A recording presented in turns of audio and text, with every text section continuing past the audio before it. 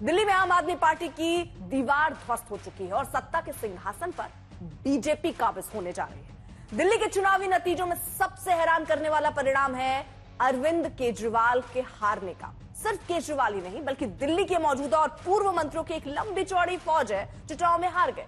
अब सवाल है कि दिल्ली हारने के बाद आम आदमी पार्टी और खास तौर पर केजरीवाल का सियासी भविष्य होगा क्या होगा केजरीवाल के उस संकल्प का जिसमें उन्होंने देश में बीजेपी का एक मजबूत विकल्प बनने का वादा किया था। क्या होगा आम आदमी पार्टी के उस विस्तार योजना का जिसमें उन्होंने दिल्ली और पंजाब के अलावा दूसरे राज्यों में अपनी पकड़ मजबूत करने की हसरत पाल रखी थी। और तो और अब प्रधानमंत्री मोदी ने भी इशारों में आपको अल्टीमेटम दे दिया। आज हल्ला बोल में इन्हीं सवालों का जवाब तलाशने की कोशिश करेंगे। आखिर अब आपका क्या होगा, लेकिन पहले ये खास रिपोर्ट फिर करते हैं चर्चा की शुरुआत। जी हां, दिल्ली चुनाव के नतीजों के बाद अब हर कोई इसी सवाल का जवाब जानना चाहता है कि अब आपका क्या होगा, अब केजरीवाल का क्या होगा, अब मनीष सिसोदिया का क्या होगा, अब सत्येंद्र जैन का क्या होगा, अब सौरभ भारद्वाज का क्या होगा, अपनी सीट जीतने के बाद भी आतिशी का क्या होगा। सवाल इसलिए वाजिब है क्योंकि सत्ता गंवाने की चोट गहरी है, सीटों को खोने का गम बड़ा है। सबकी नजरें खासकर दिल्ली के पूर्व मुख्यमंत्री और आम आदमी पार्टी के संयोजक अरविंद केजरीवाल पर है। वजह भी हम आपको बताते हैं। पहली वजह यह है कि केजरीवाल आम आदमी पार्टी का सबसे बड़ा चेहरा है, लेकिन हार के बाद उनकी खुद की साख पर बट्टा लगा है। केजरीवाल शराब नीति घोटाले में फिलहाल बेल पर बाहर है और केस अभी खत्म नहीं हुआ है। उनके आलीशान बंगले का मुद्दा भी केजरीवाल का पीछा नहीं छोड़ रहा है। इसके अलावा साथ के ज्यादातर बड़े नेताओं के हारने से पार्टी के प्रसार विस्तार के प्लान को भी झटका लगा होगा। अब सिर्फ पंजाब में ही आपकी सरकार बची है और माना जा रहा है कि दिल्ली में हार से पंजाब में केजरीवाल का प्रभाव कम हो सकता है।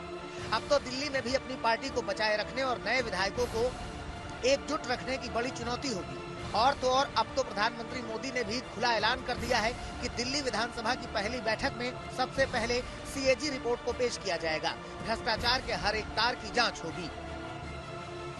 मैं गारंटी दे रहा हूं, पहले विधानसभा सत्र में ही सीएजी की रिपोर्ट सदन में रखी जाएगी।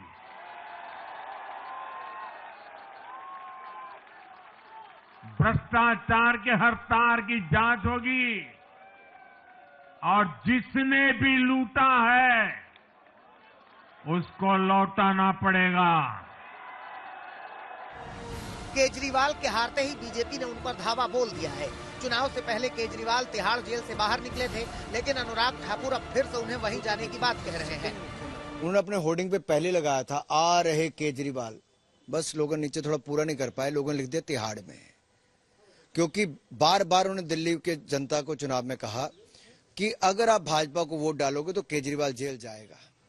तो दिल्ली की जनता ने कहा हाँ, भ्रष्टाचारी को वापस जेल ही जाना चाहिए और भाजपा को वोट दे दिया और सुनिश्चित कर दिया गारंटी देके कि 2/3 बहुमत से वोट दिया है कि केजरीवाल जी को जेल में ही जाना चाहिए। दिल्ली विधानसभा चुनाव के नतीजे का संदेश दिल्ली तक ही सीमित नहीं रहेगा। कहा जा रहा है कि इसी साल बिहार में भी विधानसभा चुनाव है और दिल्ली के परिणाम से इंडिया गठबंधन के हौसले को यकीनन झटका लगा है।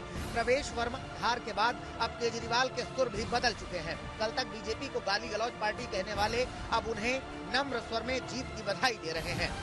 जनता का जो भी निर्णय है, जनता का जो भी फैसला है, उसे हम पूरी विनम्रता के साथ स्वीकार करते हैं।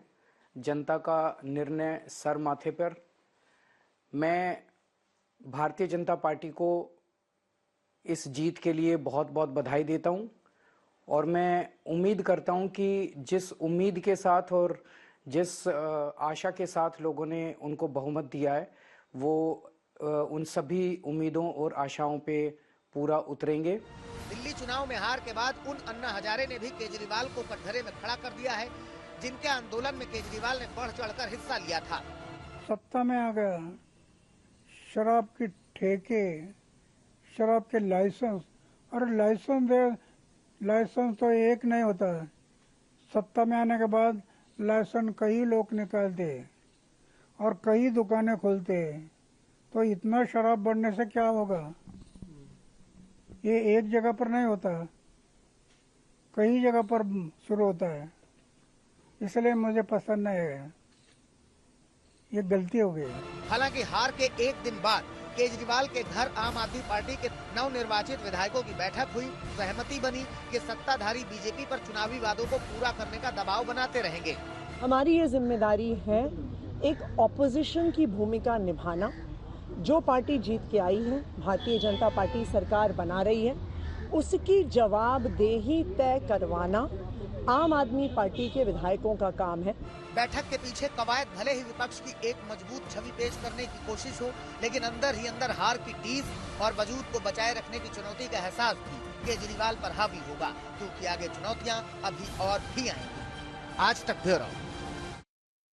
जैसे कि मैं सो रहा हूँ तो पिताजी को जगाना है मुझे, तो वो डायरेक्ट उठाने के बजाय, और हिंसा की परंपरा मेरे यहाँ नहीं थी सौभाग्य से, तो वो क्या करते थे कि उस कमरे में आ जाएंगे या बाहर से गुजरेंगे और चौपाई बोलेंगे, प्रात काल उठ के रघुनाथा मात पिता गुरु नावई माता। कभी कभी मैं गुस्से में उठ करके अरे पापा चरण स्पर्श किया और सो गया। मैंने कहा अब मत उठाना।